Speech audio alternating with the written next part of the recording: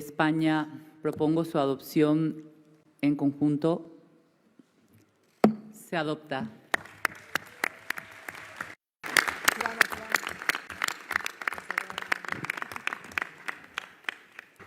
La esencia de Asturias se esconde en el corazón de una manzana.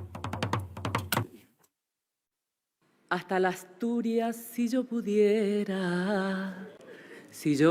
cantarte, Asturias verde del monte y negra de minerales. Muchas gracias.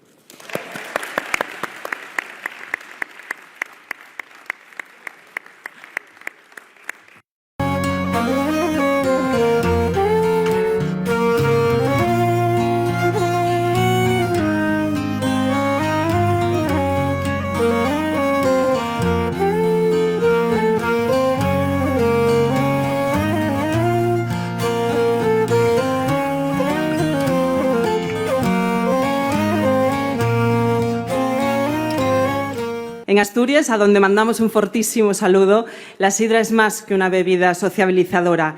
Es la vida de generaciones de personas que han mimado la tierra durante décadas, que han abrazado sus árboles y se han desvelado por su producción. Que luego, desde ese corazón de la casa, que es el llagar, padres, abuelas, hermanos y nietas, mano a mano, han participado en la elaboración mientras transmitían canciones e historias añejas, costumbres ancestrales, que luego compartían celebratoriamente en vecindad.